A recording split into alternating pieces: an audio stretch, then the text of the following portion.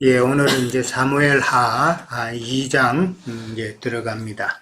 2장의 내용은 오늘 뭐 절반만 읽었지만은 2장의 내용은 이제 사울이 죽고 난 이후에 어떻게 보면은 좀 정치적으로 좀 혼란스러운 그런 시기가 되겠죠. 아무래도 사울이 죽고 나면은 그냥 모든 게 뭐 평화롭게 넘어가지는 않고 다만 이제 혼란한 그런 시기가 있게 되는데, 이제 오늘 2장이 바로 그런 문제를 이제 조금 이제 다루고 있죠. 다윗은 이제 헤브론에서 유다 사람들이 왕 기름을 부어서 이제 유다 지역에서 왕이 되고, 이스보셋은 이스라엘의 왕이 되었다라고 이제 그렇게 오늘 나오죠. 그 다음에 이제 그런 서로 이제 왕이 되는 그런 과정에 있어서 뭐 세상 정치도 마찬가지로 대통령이 바뀌면은 그 새로운 대통령한테 자기의 그 어떤 위치를 좀 높이고자 하는 그런 욕심에서 뭐 과잉 충성한다든지 뭐 자기의 욕심을 드러내는 그런 일들이 많이 있죠. 이때도 마찬가지로 다윗도 마찬가지로 다윗 주변의 사람들도 다윗에게 그렇게 했고, 그 다음에 이스보셋의 주변에도 그런 자들이 있었다라는 것을 우리는 또 생각해 볼 수가 있고, 그 다음에 이제 그 오늘 읽지는 않았지만은 12절부터 가면은 이스보셋의 그 세력과 다윗의 세력 간의 그 싸움이 또 일어난다라고 이제 그렇게 나오죠. 뭐 이스보셋의 세력과 다윗의 세력이 이렇게 싸운다라는 말은 이제 영적으로 보면 육적 신앙과 영적 신앙이 싸우는 것과 똑같은 이치로 우리가 생각을 해볼 수가 있고, 이스보셋하고 이제 다윗의 세력과 싸울 때는 다윗의 세력이 이기는 내용이 이제 2장 하반절에 나옵니다. 뭐 이것은 이제 육적 신앙은 영적 신앙을 이기지 못한다라는 그런 의미가 되겠죠. 하나님께서는 다윗에게 바로 통일된 그런 나라를 넘겨주지 않고 이렇게 이스보셋과 아브넬과 같은 이런 구세력의 잔재들을 이렇게 남겨두신 것은 다 하나님의 뜻이 있기 때문이다라는 것을 우리는 한번 생각해 봐야 되는데, 그러니까 하나님의 뜻은 그 구세력의 모든 잔재들을 다 쳐서 복종시킨 다음에 이제 온 이스라엘의 왕으로 세우시겠다라는 그런 의미가 되겠죠. 사울과 이 다윗의 관계를 우리는 또 한번 다른 각도에서 보면은 에서와 야곱처럼 에서나 야곱도 결국은 우리 한 사람이라고 우리는 알고 있잖아요. 내 안에 옛사람과 그 다음에 새 사람으로 이렇게 나누어서 보듯이 이 사울과 다윗도 똑같은 이치로 그렇게 보게 된다면은 우리가 진리의 말씀으로 참 옛신앙의 그 육적 옛사람의 그런 육적 신앙에서 우리가 비록 나왔다 할지라도 여전히 아직은 처리해야 될 그 옛사람의 육적 신앙의 잔재들이 우리에게도 여전히 있다라는 것을 우리는 한번 생각해 볼 수가 있겠죠. 그래서 그런 부분들을 우리가 한번 살펴보고, 나의 아직 처리되진 진리의 말씀으로 우리가 왔지만은 그러나 다 된 것은 아니다라는 것이죠. 그러니까 우리에게 있어서 아직 남아있는 옛사람의 그런 잔재 세력들을 우리가 다 참 처리할 수 있기를 바랍니다. 자, 1절에 가면은 그 후에라고 이제 그렇게 나오죠. 이제 사울이 죽고 난 뒤 어느 정도 시간이 지난 다음입니다. 바로가 아니라 어느 정도 기간이 필요한 그 이제 시간이 지난 시점인데, 그 기간 동안에 이제 다윗에게도 어떤 변화가 일어났고, 그 다음에 이스보셋에게도 이제 변화가 일어났다라는 것을 우리는 생각해 볼 수가 있겠죠. 이제 다윗에게는 역대상 12장에 보면은 다윗이 시글락에 아직 머물고 있을 동안에 많은 사람들이 다윗에게 모였다라는 것을 역대상 12장에 보면 기록하고 있습니다. 그게 특별히 23절부터 40절에 가면은 여러 지파의 그 사람들이 몇천 명씩 그렇게 다 모였다고 숫자까지 그렇게 기록이 되어 있습니다. 그것까지 보면은 다 시간이 걸리니까 역대상 12장 그렇게 참고해 보시면 되겠습니다. 그래서 많은 사람, 정말 수많은 사람이 이제 다윗 주변에 모였다라는 것이죠. 지금까지는 군사 한 600명 정도만 가지고 그렇게 이끌어 왔는데, 사울이 죽고 난 이후에 이제는 수만의 따르는 사람들이 생겼다라는 것이죠. 그 다음에 이제 이스보셋에게는 이제 군대 장관인 그 아브넬이 이스보셋과 함께 또 힘을 모아서 사울의 죽음으로 인해서 무너진 이스라엘을 다시 재건하는 그런 시기였다라고 우리가 생각해 볼 수가 있습니다. 그럴 때 이제 다윗이 여호와께 유대 성읍으로 돌아갈 것인가를 여쭙는 내용이 나오죠. 그 여쭙는다고 이제 그렇게 다윗이 아래되 어디로 가리까라고 이제 그렇게 하나님께 여쭙는 내용이 나옵니다. 방법은 지난번과 마찬가지로 대제사장 아비아달이죠. 그 에봇 에 있는 우림과 둠밈으로 그렇게 하나님의 뜻을 물었다라는 것이고, 그렇게 이제 물을 수밖에 없는 상황이 또 그렇게 되었다라는 것을 우리는 생각해 볼 수 있죠. 그 시글락은 이제 600명 정도가 있을 때는 그래도 지냈지만은 이제는 수만의 사람이 모였기 때문에 시글락에 더 있을 수가 없었다라는 그런 의미가 되겠죠. 수용에 문제가 따른다는 것이죠. 그 다음에 이제 가장 큰 거는 이제는 하나님께서 원하시는 하나님의 때가 되었기 때문에 이제는 시글락 블레셋 땅에서 나와서 유다 땅으로 들어가야 된다라는 그런 내용이죠. 참 하나님께서 그렇게 다윗이 질문을 했을 때에 헤브론으로 가라라고 그렇게 이제 나오죠. 1절 끝에 가면은 헤브론으로 갈지니라라고 그렇게 말합니다. 헤브론이란 이름을 우리는 너무나도 잘 알죠. 옛 이름은 기랏 아르바라고 그렇게 되어 있고, 거기에는 막벨라 굴이 있는 곳이었죠.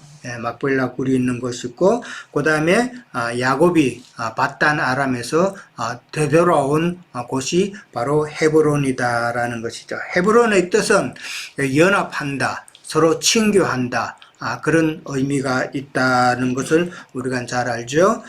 이 헤브론은 유다 지파의 그 성읍의 중심지였다라는 것이고, 그 다음에 사무엘상에도 보면은, 사무엘상 30절에도 보면은 그 다윗을 도운 그 유다 장로들이 모여 있는 곳이 바로 헤브론이다라고 그렇게 나와 있죠. 다윗이 그 전리품, 아말렉 사람에게서 빼앗은 전리품을 나누어 줄 때도 헤브론에 있는 장로들에게 보냈다라는 기록이 나옵니다. 그 다음에 이제 지역적으로도 보면은 그 산으로 둘러싸여 있어 가지고 아주 군사적으로 요충지인 그런 곳이라고 이야기를 합니다. 자, 야곱이 밧단 아람에서 참 많은 고생을 했죠. 많은 고생을 하고 이제 내 아내와 12아들과 그 다음에 많은 재물들을 이끌고 헤브론으로 돌아와서 이스라엘의 족장이 되었다라는 기록이 창세기 35장에 나옵니다. 그 사건과 지금 다윗이 블레셋에서 그동안 참 온갖 고난을 다 겪은 다음에 두 아내와 이제는 많은 추종자들이 생겨가지고 많은 추종자들과 함께 헤브론으로 헤브론으로 이렇게 간다는 이 사실은 이게 똑같은 내용이잖아요.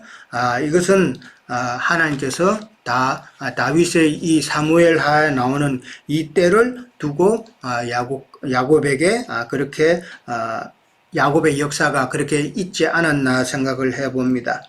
그러니까 다윗이 블레셋에서 나왔다라는 이 말은, 블레셋은 할례 없는 자들이잖아요.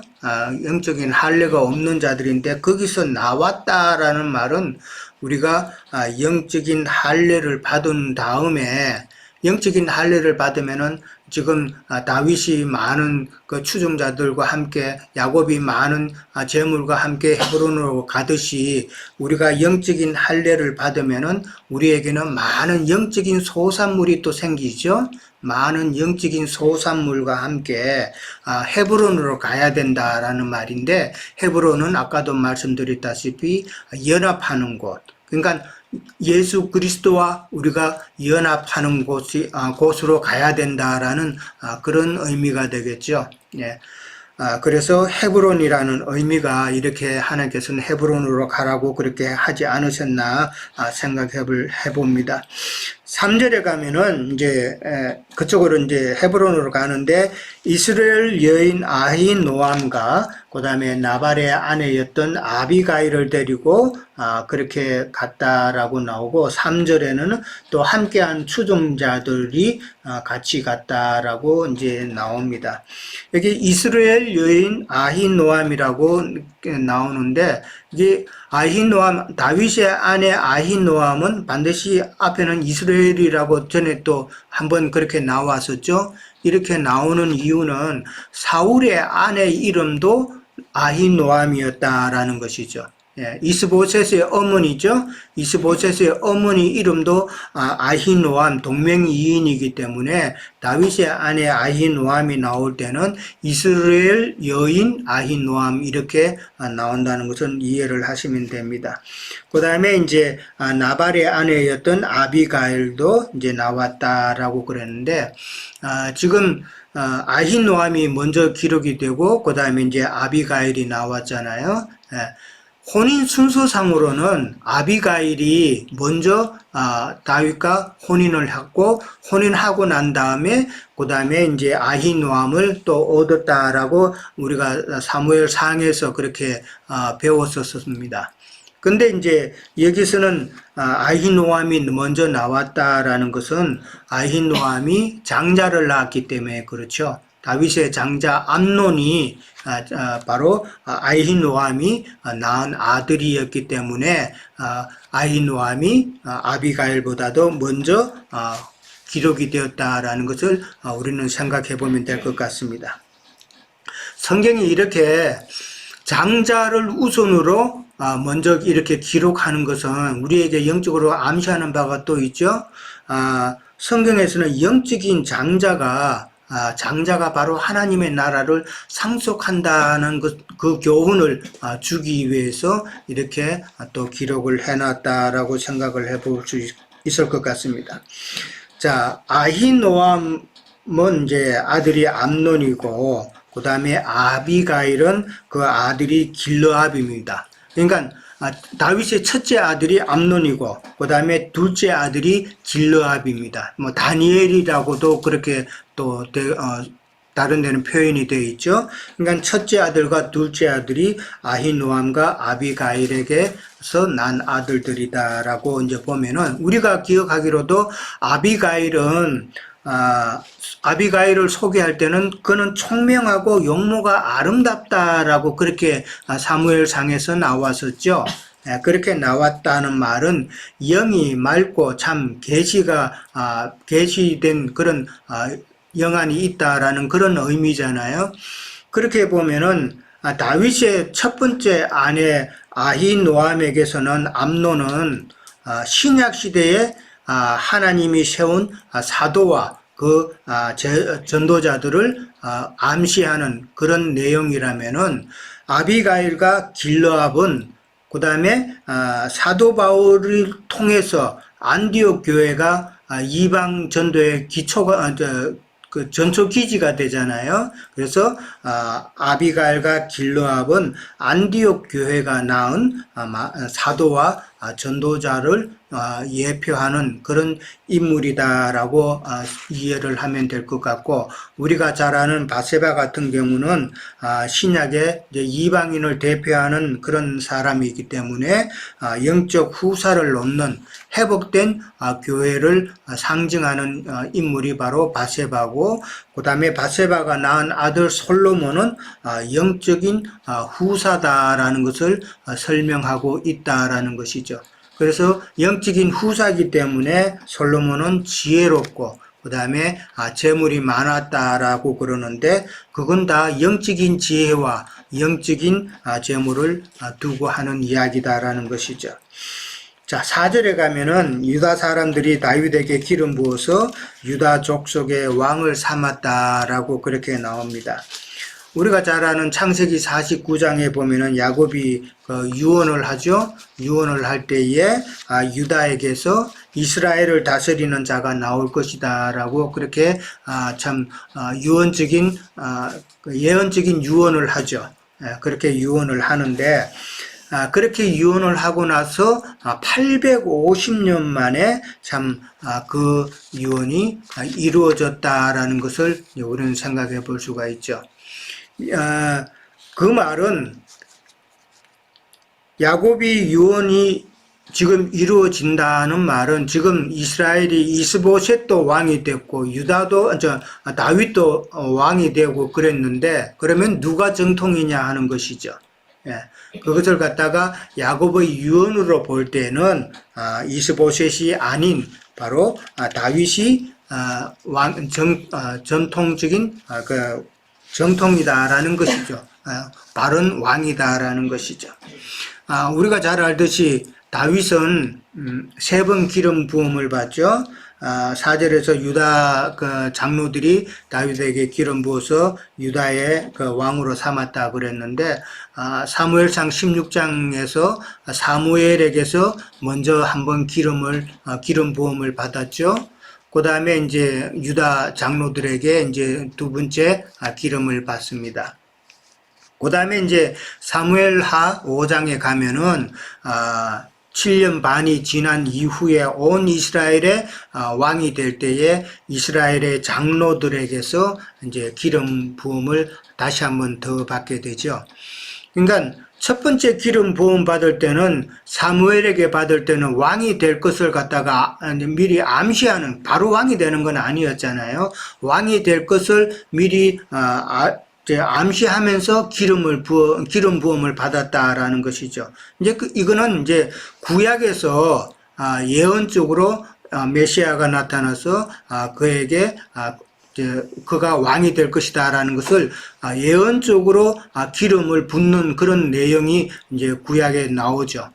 그게 이제 첫 번째 사무엘에게서 기름 부음 받은 것으로 연결해서 생각해 볼 수가 있고, 그 다음에 이제 유다 장로들에게 기름 부음을 받는 것은 세례 요한의 침례 때에 하늘로부터 참 성령의 기름 부음이 있었죠.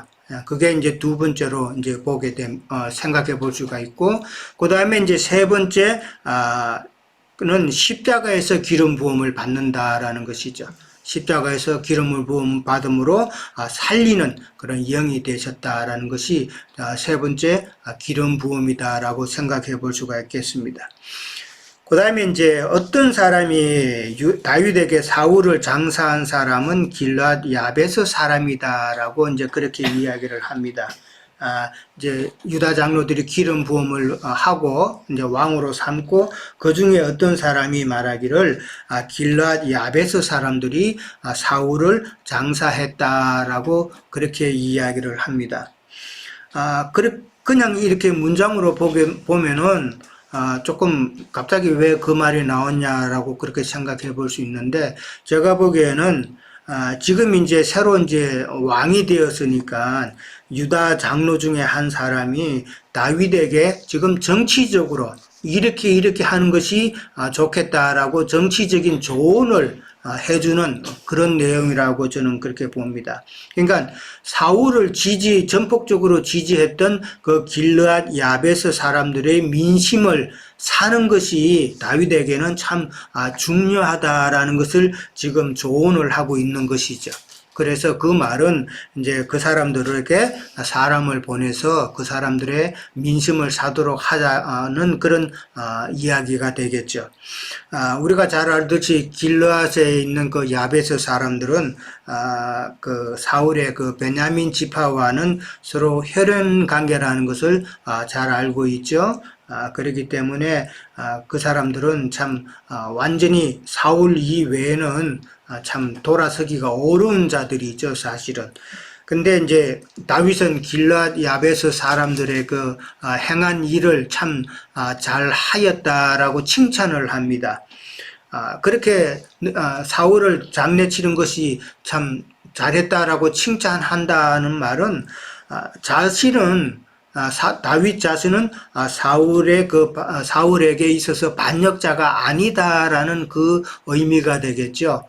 자기는 결코 야베스 사람들은 그렇게 생각할 수도 있겠지만은 그러나 자기는 결코 사울의 반역자가 아니다라는 것을 이야기하는 것이고 그러면서 다윗은 지금 길르앗 야베스 사람들에게 지금 손을 내밀고 있는 그런 행편이죠.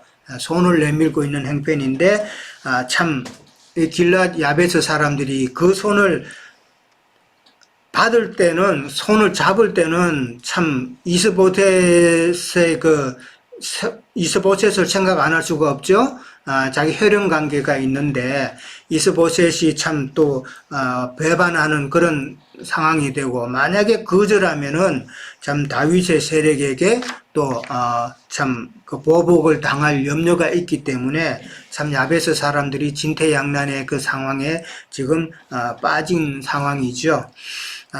그러면서 다윗은 여호와께서 은혜와 진리로 너희에게 베푸시기를 원하노라 라고 그렇게 이야기를 합니다. 은혜라는 것은 여기서는 이제 언약 백성들에게 베푸시는 은혜죠. 아무나 은혜 베푸는 게 아니라 하나님의 언약 백성들에게만 베풀어 주시는 그 은혜. 그 다음에 진리라는 말이 회복역에서는 이제 신실로 그렇게 표현이 되어 있더라고요. 이게 진실이라는 진리라는 말은 진실, 그 다음에 확실한 거, 그 다음에 신실한 거, 그것을 두고 하는 이야기인데 우리가 신실하다라고 말할 때는 하나님의 신실하심이라는 것은 하나님께서 아브라함과 이삭과 야곱에게 맺으신 그 언약을 하나님께서는 반드시 이룬다라는 그런 의미로 신실이라는 표현을 쓰잖아요. 그 말을 이제 지금 다윗이 야베스 사람들에게 쓰면서 하나님의 언약 백성으로서 하나님의 은혜와 아브라함과 이삭과 야곱에게 약속하셨던 그 복이 야베스 사람들에게도 이루어지기를 원한다라는 그런 의미가 되겠죠. 그런 이제 축복의 말인데 야베스 사람들에게 그렇게 다윗이 하는 말인데 그러나 조건이 있죠. 그 조건은 바로 다윗을 왕으로 인정하라는 것이죠. 다윗을 왕으로 인정 안 하면은 다윗이 지금 축복을 해주는데 그렇게 너희는 축복받을 자격이 없다라는 것이잖아요. 그러니까 다윗을 왕으로 반드시 인정을 해야 되는데 이게 참 복음이잖아요. 영적인 의미로 우리가 생각해 보면은 예수 그리스도를 갖다가 나의 왕, 나의 주로 내가 인정을 할 때에 하나님의 그 은혜와 하나님의 그 신실하심이 진리가 내게 임한다라는 그런 의미가 되겠죠. 하나님의 나의 구주로 섬기지도 않고 땅의 하나님을 갖다가 자기의 그 주로 그렇게 섬기는 자들에게는 하나님의 은혜와 하나님의 진리가 없다라는 그런 이야기가 되겠습니다. 이게 복음이라는 게 사실 그렇잖아요. 복음이라는 게 주 예수를 믿으라 그리하면 너와 내 집이 구원을 얻으리라 이렇게 나오는데 주 예수를 안 믿으면은 그러면 심판이라는 이야기잖아요. 양면성이 있다라는 것이죠. 복음은. 예, 복음은 받아들이면은 복이 되지만 안 받아들이면은 심판이 따른다라는 그런 양면적인 그런 내용이 있는데, 지금 다윗이 지금 야베스 사람들에게 했는 말이 지금 복음의 그 내용과 같은 그런 맥락으로 우리는 볼 수 있다라는 것이죠. 7절에 가면은 손을 강하게 하고 담대히 하라라고 이제 그렇게 말합니다. 여기서 손을 강하게 하고 담대히 하라는 말은 지금 다윗이 전령을 보내서 야베스 사람들에게 지금 말을 하고 있잖아요. 그럴 때에 다윗이 보낸 전령들의 말을 손을 강하게 하라는 말을 꼭 잡으라는 이야기죠. 예, 손을 꽉 강하게 한다는 건 손을 꽉 잡는다라는 이야기이기 때문에 다윗이 보낸 전령들의 말을 믿고 따르라라는 그런 이야기가 되겠죠. 예, 그런 의미가 되고, 그 다음에 담대히 하라라는 말은 참 다윗을 왕으로 인정하게 되면은 참 이스보셋이 참 생각에 눈에 거슬리죠. 그리고 이스보셋의 그 보복을 이제 두려워할 수도 있는데, 그런 보복을 두려워하지 말라라는 그런 의미가 되겠죠. 그러니까 참 진리의 말씀을 세상 교육에서 우리 개인적으로도 볼 때에 세상 교육에서 우리가 다 나오잖아요. 그러니까 세상 교육에 있다가 이제 이 말씀을 듣고 이 말씀이 참 바른 말씀이네 하고 이렇게 따라와야 되는데, 진리의 말씀을 줄 알지만은 이 따라 나오기가 사실은 쉽지 않죠. 예, 뭐 다른 지체분들은 어떤지 몰라도 저희 같은 경우는 이제 이게 쉽지 않았다라는 것이죠. 진리의 말씀을 따라서 그냥 그것만 붙잡고 나와야 되는데 자꾸 세상 교계의 그 발목이 그냥 자꾸 잡고 있죠. 금방 나오기가 힘들잖아요. 그게 세상 교계에서 많은 사람들과 나누었던 그 정 때문에 그렇잖아요. 예, 정 떼기가 참 어렵죠. 예. 그런 것 때문에 참 쉽지 않다라는 것이죠. 야베스 사람들이 지금 다윗을 대세잖아요. 요즘 말하는 말로 하자면은 다윗이 이제 왕이 되고 다윗은 흥왕하는데, 지금 이스보셋은 사울도 죽었고 이렇게 보니까 하나님도 지금 이스보셋 팬이 아닌 것 같고, 그러면은 대세는 지금 다윗을 따라가야 되는데 야베스 사람들은 자기 혈육의 그 정에 지금 묶여 있다라는 것을 볼 수가 있는 것이죠. 예. 자, 그 다음에 이제 8절에서 11절 가면은 이스보셋이 이제 왕이 되는 내용이 나오죠. 거기에 보면 군사령관 넬이라는 이름이 나오죠. 넬의 아들은 또 아브넬이라고 그렇게 나옵니다. 이 아브넬이라는 이름의 뜻이 내 아버지는 넬이다라는 말이잖아요. 아버지잖아요. 그 다음에 넬. 그러니까 내 아버지 이름은 넬이다라는 이름이 그 아들의 이름이 아브넬이죠. 네. 그러니까 넬은 사울의 삼촌이고, 그 다음에 아브넬은 서로 사촌지간이었죠. 근데 아브넬이 이제 이스보셋을 데리고 마하나임으로 가서 거기서 왕으로 삼았다라고 그렇게 나옵니다. 마하나임은 우리가 잘 아는 대로 창세기 32장에 제일 처음 먼저 나오죠. 야곱이 바단 아람에서 이제 고향으로 돌아가던 중에서 두 때의 천사들을 만난 곳이 바로 마하나임이었죠. 천사들을 만났는데 이제 야곱이 그곳을 이제 마하나임이라고 이름을 지었던 것이죠. 이게 요단 동편 지역에 있는 그런 곳입니다. 근데 이제 이스보셋이 왕이 되는데 그 왕이 되는 지역을 한번 살펴보면은 길르앗과 아술과 이스라엘과 에브라임과 베냐민과 온 이스라엘이다고 그렇게 나옵니다. 여기에 길르앗이라는 게 나오죠. 길르앗에서 길르앗이 이스보셋의 그 왕의 왕으로 다스리는 지역이다라는 게 길르앗 야베스 사람들이 있는 곳이잖아요. 이 길르앗이라는 단어를 보면은 야베스 사람들이 참 이스보셋을 추종을 했다라는 이야기가 되겠죠. 아직은 다윗이 완전한 그런 민심을 얻지 못한 상황이다라는 것을 암시하는 그런 단어가 되겠죠. 그 다음에 이스라엘이라는 단어가 또 나옵니다. 이 이스라엘은 사울이 블레셋 사람들과 싸운 곳입니다. 이스라엘 골짜기에서 싸웠잖아요. 이스라엘 골짜기에서 싸우고 이스라엘 백성들은 길보아 산으로 후퇴를 했죠. 후퇴를 하면서 사울은 길보아 산에서 죽었잖아요. 그러니까 이스라엘 땅은 그때 지금 블레셋에게 다 빼앗긴 장소라는 것이죠. 당연히 전쟁에 졌으니까 이스라엘 땅은 블레셋 사람들에게 빼앗긴 땅인데 여기 다시 이스라엘이라는 단어가 지역이 나온 것은 이스보셋이 아브넬과 함께 사울이 죽고 난 다음에 다윗에게 많은 사람이 모였던 것과 마찬가지로 이스보셋은 나름대로 이스라엘을 다시 재건하려고 많은 군사를 모아서 재정비하고 그래서 블레셋에게 빼앗긴 땅을 많이 찾았다라는 그런 의미가 되겠죠. 예. 그러니까 나름 이스보셋도 참 자기가 왕이 되기 전에 많은 노력을 했다라는 것을 좀 우리가 생각해 볼 수가 있는 것이죠.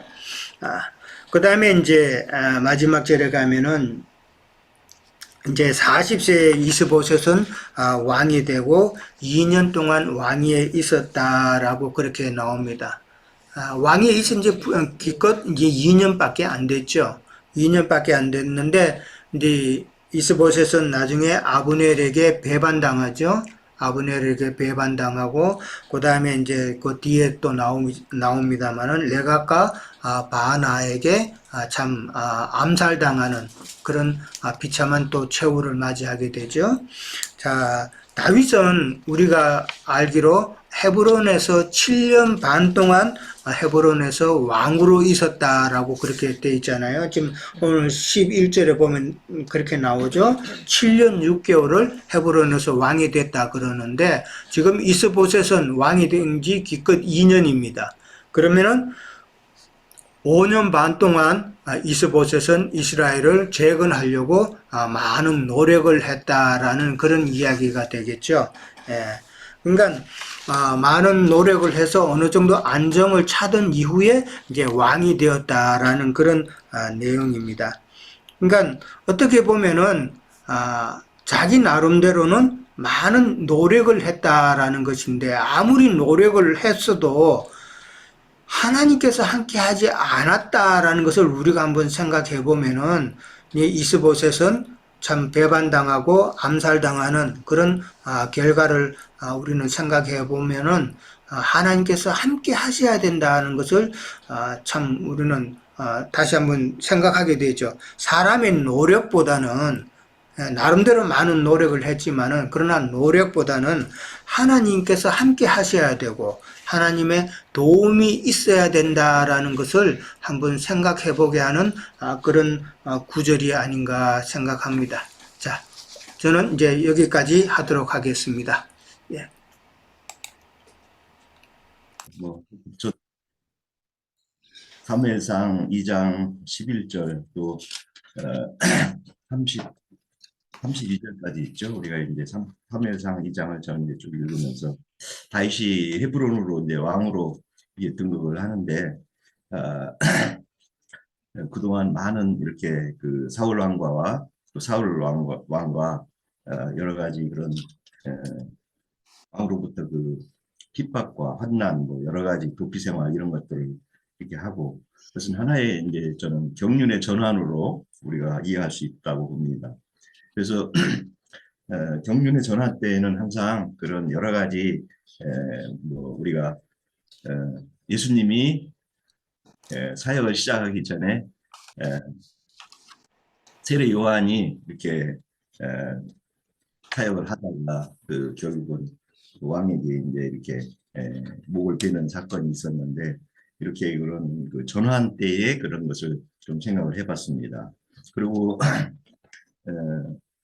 이렇게 이제 다윗 왕이 그 이스라엘을 다스리는 이런 상황을 이스라엘 사람들은 참 많이 그 고대해왔고 또 후세의 그런 이스라엘 민족에게는 다윗 왕과 같은 분이 꼭 나타나서 늘 그 나라를 좀 이렇게 크게 이름을 날리는 나라가 되기를 늘 원해왔던 것 같아요. 그래서 우리 예수님의 제자들인 사도들도 이런 그 사무엘 뭐 하나 뭐그 구약에 있던 여러 가지 이런 전반적인 것들 상황들을 읽으면 읽었을 거라고 저는 이제 보거든요. 성경이니까. 그러면은 그래서 메시아가 오면은 이스라엘의 그 왕으로 오셔가지고 통치할 것을 이렇게 많이 생각했지 않겠는가 그런 생각을 해봤습니다. 그래서 마태복음 20장이죠. 마태복음 20장. 예. 20장 26절. 마태복음 20장 26절. 사실은 이제 제자들도 주님의 제자들도 이스라엘에 이제 메시아가 오셔서 예수님이 이렇게 갈릴리로 사역을 쭉 하다가 예루살렘 성에 가서 이렇게 그 올라가고 할 때 이제 그 어떤 우리가 알다시피 세베대의 어머니나 세베대의 아들들이 요한과 야고보죠. 야고보가 주님의 좌우편에 이렇게 통치하실 때 서기를 바란다는 그런 그 마음이 있었죠. 그래서 제자들도 늘 시기하고 질투했던 것을 우리가 생각하는데,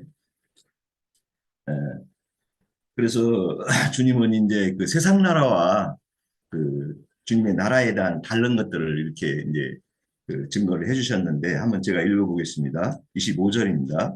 예수께서 제자들을 불러다가 이르시되 이방의 집권자들이 그들의 임으로 주관하고 그 고관들이 그들에게 권세를 부리는 줄을 너희가 알거니와 너희 중에는 그렇지 않아야 하나니 너희 중에는 누구든지 크고자 하는 자는 너희를 섬기는 자가 되고 너희 중에 누구든지 으뜸이 되고자 하는 자는 너희의 종이 되어야 하리라. 이렇게 28절까지 제가 읽겠습니다. 인자가 온 것은 섬김을 받으려 함이 아니라 도리어 섬기려 하고 자기 목숨을 많은 사람의 대속물로 주려 함이라 해서 말을 이어나가는데 결국은 이제 베드로는 예수님이 죽으러 가겠다고 하니까 아유 그렇게 안 된다고 했다가 이제 사단 물러가라 하는 소리까지도 이제 베드로는 들었는데 여기 27절에 보면은 너희 중에 누구든지 으뜸이 되고자 하는 자는 너희의 종이 되어야 하리라 이렇게 하거든요. 그러니 이 제자들의 이 사고가 주님이 말하고자 하는 이런 원리를 영적인 이런 말들을 참 이제 알아가고 깨달아가는 그런 이제 과정 중에 있는데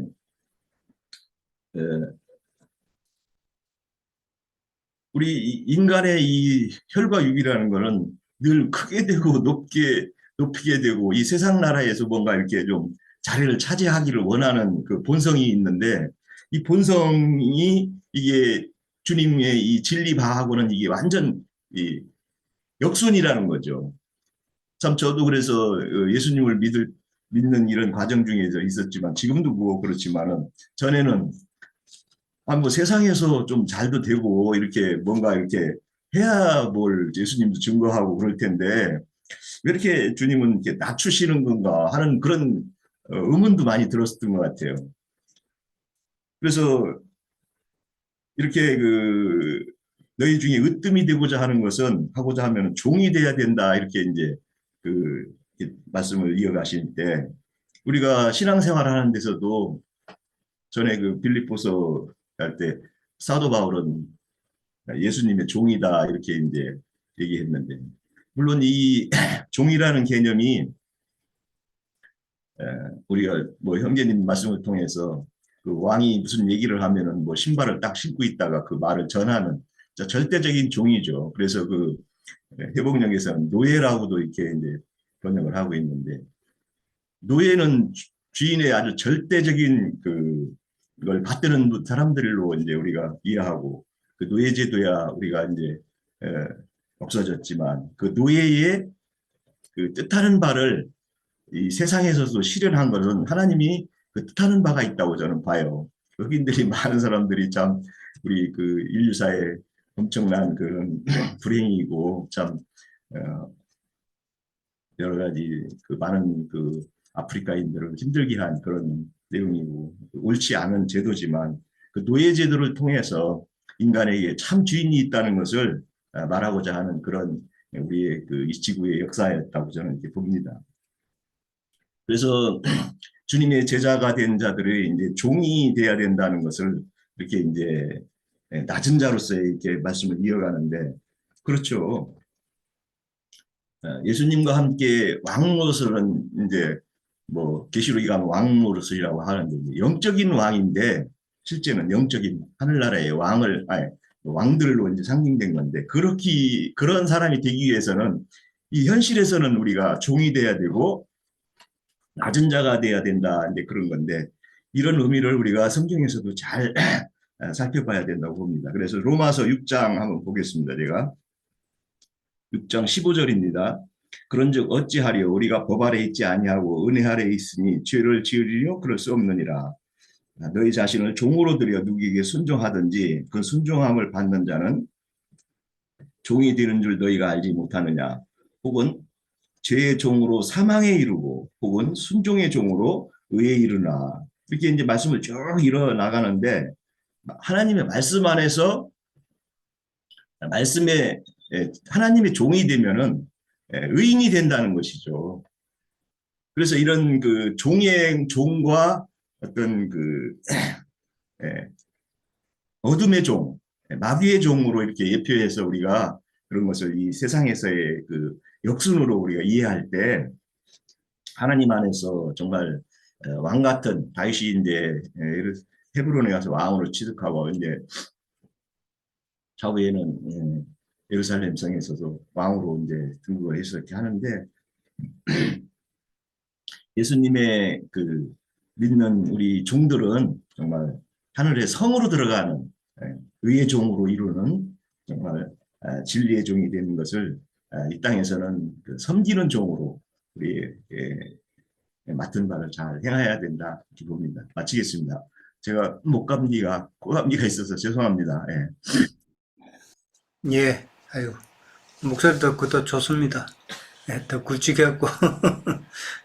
우리 홍영재님, 뭐, 좀 하시겠어요? 네. 네. 예, 금요일 집회를 쭉, 잊고 지내다가 오늘 좀 여유가 있어서 이렇게 지내다 보니까 핸드폰에 이렇게 초대장이 와가지고 요즘 날짜가 아는지도 잘 모르고 뭐 그렇습니다. 자, 오늘 저는 이제 그 형제님들 증거 듣고 오늘 말씀을 쭉 이렇게 훑어보면서 느낀 것만 좀 말씀을 드려볼게요. 우선 그 다윗이 기름 부은 거는 사무엘상 16장에서 이제 사무엘에게 기름 부을 처음 이제 기름 부음을 받았는데 이 기름 부음 받은 게 이제 실제로 이루어지는 일이 이제 한 14년 정도 걸렸던 것 같아요.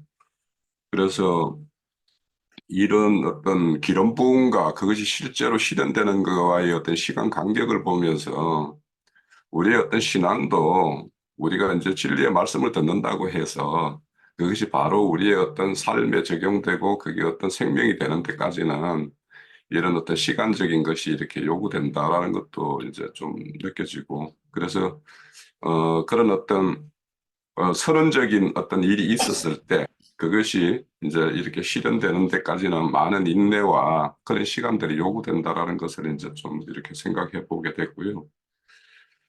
그리고 이제 이 헤브론에서 이렇게 첫 유대의 왕이죠. 그리고 나머지 11지파는 아직도 그 다윗의 어떤 통치권 안에 들어가 있지 않은 상황이에요. 그러니까 유일한 자신의 어떤 출생 지파에서만 이렇게 왕으로 이제 이렇게 등극되어서 7년 반을 이렇게 통치를 하는데 그게 왜 헤브론에서 이렇게 시작이 되었을까? 이렇게 생각을 해보면 그 헤브론이라는 땅은 이제 아브라함이 거기에 거처를 삼았을 때 하나님께 이렇게 제단을 쌓았던 곳이기도 하고 또 아브라함과 사라, 뭐 이삭과 리브가 야곱과 레아의 어떤 매장지가 있는 곳이기도 해요.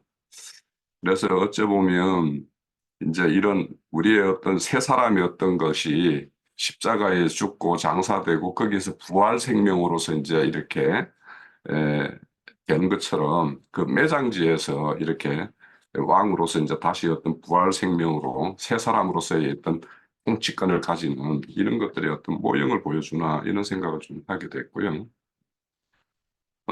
그리고 이제 왜 하나님은 이런 가도기적이기는 하지만 왜 이 두 왕국을 이렇게 존재케 할까? 그래서 이거는 이제 바울 사도가 이제 내 안에 두 법이 있다. 하나님의 법을 내가 따르기를 원하지만 내 안에 다른 법이 있다라고 하는 것처럼 어떤 신앙의 어떤 가도기가 있단 말이에요. 그러니까 우리가 진리의 어떤 종교적인 행습으로 인해서 세상에서 나와서 종교적인 어떤 모임에 참여했다가 온전한 어떤 장자들의 어떤 총회 모임까지 가는 데까지는 이런 가도기적인 것이 있기 때문에 그런 어떤 걸 우리에게 보여준다라고 싶고 그런데 이제 여기에도 보면 그 이스보셋을 따를 건가 다윗을 따를 건가 그러니까 누구에 속하느냐에 따라서 죽고 사는 문제가 이렇게 결정된다라는 것도 우리가 한번 생각을 해볼 수 있고 그래서 이제 이스보셋 같은 경우는 이제 사울의 어떤 인간적인 선함 그러니까 이런 것들은 어째 보면은 사울이 모든 유대인들이 좋게 여겨서 왕으로 삼았던 거 아닙니까? 그래서 그것들이 어째 보면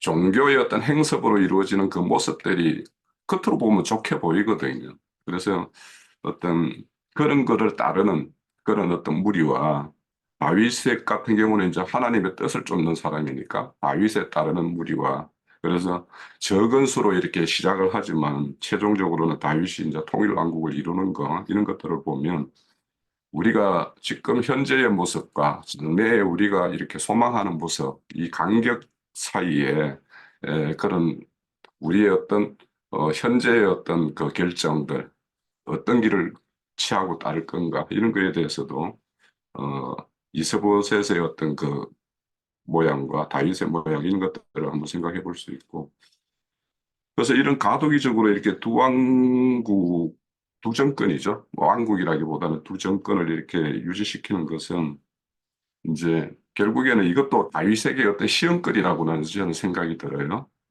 그래서 가나안 땅 들어갔을 때 가나안 족속들을 완전히 멸하지 않고 조금 남기는 것과 또 바울 사도에게 사단의 가시를 남기는 것 이런 것들의 어떤 목적이 예, 하나님께서는 있잖아요. 그래서 그런 것들을 이렇게 생각해 보게 되고 그리고 이제 마지막으로 이제 길리앗 야베스 사람들을 이렇게 다윗이 이렇게 후대하죠. 그래서 그런 것들을 보면 이제 길리앗 야베스 사람들을 우리가 생각해 볼 때 이게 이제 사무엘상 11장에 보면 암몬의 나하스가 이제 길리앗을 이렇게 침해하는 그런 사건이 있을 때 사울이 도와서 그들을 물리치고 그들을 이제 구하게 되는 그 사건에 대해서 길리앗 사람들이 그 은혜를 잊지 않는 모습 그런 것들에 대해서 은혜를 잊지 않는 것. 그러니까 바울 사도가 나는 빚진 자다 하는 것과 똑같은 자기 구원에 대한 어떤 은혜의 빚진 자, 이런 거에 대해서 우리가 좀 생각해 볼 수 있는 그런 게 금방 우리가 봤던 내용이 아닌가, 이렇게 저는 이렇게 봤습니다. 예, 감사합니다. 자, 또 다른 분 계신가요?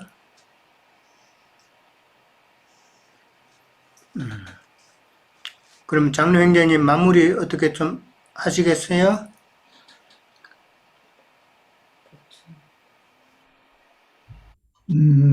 새 형제님 그 증거를 들은 것으로도 뭐 이제 충분하다고 생각했는데, 나는 이제 전체적인 그 사울 왕국에서 다윗 왕국으로 이렇게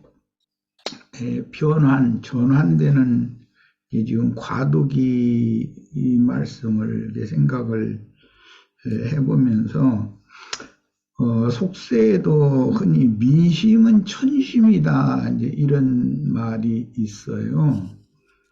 그러니까 그 민심이라는 것은 어떤 상황에 따라서 바꿔지는 것이거든요. 그런데 그 말은 하나님의 마음이 어떤 상황에서는 어떻게 그 백성들에게 역사되고 또 어떤 상황이 되면 또 백성들에게 그렇게 또 역사된다라는 이제 뜻이 되기 때문에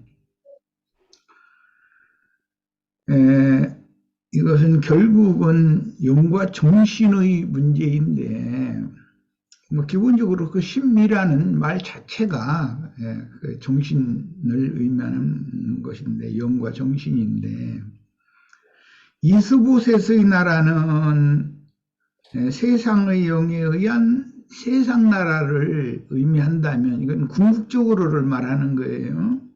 다윗의 나라는 하나님의 그 성령에 의한 하나님 나라를 이제 이루는 것으로 최종 하나님의 피조 세계가 그렇게 이제 전환이 될 거기 때문에 계시록의 용어로 보자면 세상 나라가 주와 그 그리스도의 나라가 된 것에 대해서 뭐 천군 천사들 또는 모든 구원 얻은 성도들 모두 함께 찬양을 하는 이제 그런 내용으로 이제 계시록에서는 완성이 되는데,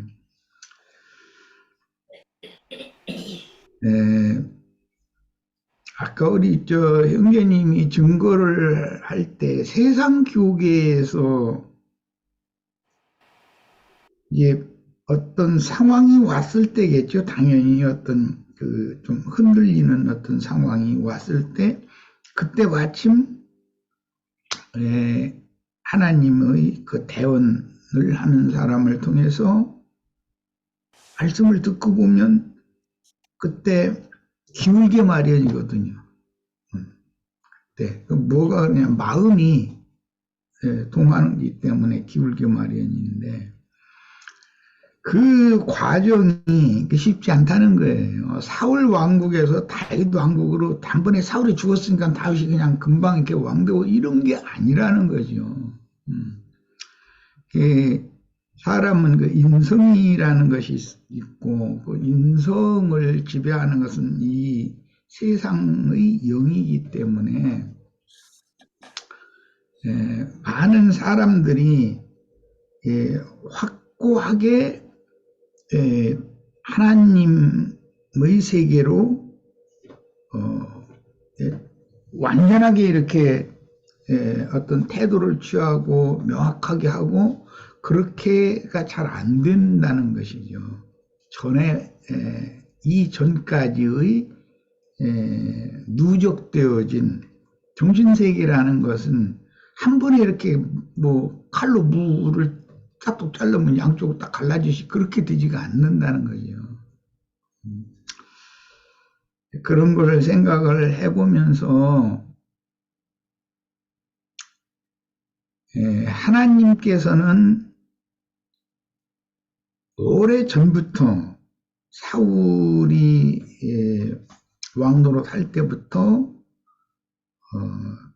다윗을 세워서 당신의 하나님 자신의 왕국을 세울 것을 마음에 품고 계셨었기 때문에 결국은 하나님이 뜻하신 바대로 되게 마련이지만 실제 현실 세계에서 이게 이루어지는 것이라는 것은 그렇게 칼로 물베기식으로 이렇게 되는 것은 아니다.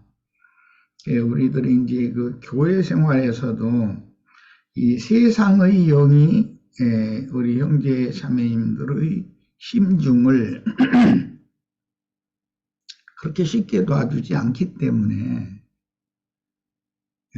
오로지 주님과 주님의 나라만을 생각하고 그 편에 확고하게 쓴다라는 것은 이것은 체험상으로도 쉽지 않은 것이다라는 생각을 해봤고요.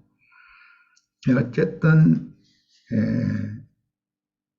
잔재 세력이 없다면 다윗이 과연 다윗다운 사람이 되었을까라는 것도 생각을 해봤었어요, 나는. 만약에 잔재 세력이 다윗을 오랫도록 괴롭히지 않았다면 온 이스라엘의 장로들에 의해서 기름 부음을 받아야 명실상부한 하나님 나라의 왕이 되는 건데, 사울 왕이 죽자마자 그렇게 됐다면 다윗이 쉽게 변질되지 않았었을까, 그런 생각을까지 해보게 됐어요. 그것은 뭐 나도 그렇고 우리 형제 자매님들 모두의 신앙에서 많은 걸 좀 생각해보고, 어떤 상황이 되면 꼭 물어보는 사람이 되자, 그런 생각을 했어요. 다윗도 뭐 여호수아 때부터 계속 나오는 이야기인데, 어떤 상황이 되면 사람은 둘 중에 하나 혹은 셋 중에 하나를 딱 택해서 결정을 해야 될 그런 상황은 자주 만나게 되거든요, 인생사라는 건.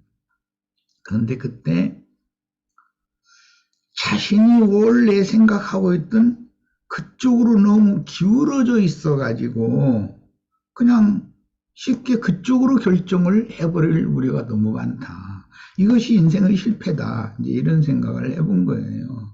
그때는 꼭 내 생각은 이렇게 하는 것을 내가 선호하고 원하지만 하나님의 생각이 어떤지에 대해서 내가 확고하게 아직 확신이 없는데, 이것을 명료하게 성경을 통해서 또는 그 성경 말씀의 계시를 통해서 명확하게 나에게 이렇게 빛을 주세요라고 기도하고 나서 내가 기울어져 있던 것과 전혀 다른, 그냥 잠깐 고려만 해보고 있던 그런 쪽으로 하나님이 결정을 하셔도 정말로 내가 순종할 수 있는 사람인가.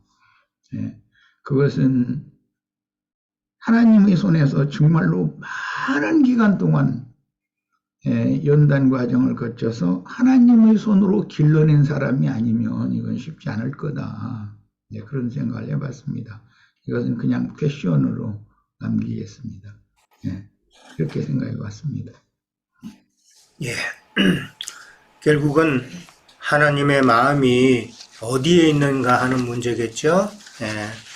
세상 교회에 있는 것도 아니고 참 진리 교회 안에 하나님의 마음이 있다라는 것을 우리가 생각해 볼 수가 있을 것 같습니다. 예, 오늘은 여기까지 하도록 하겠습니다.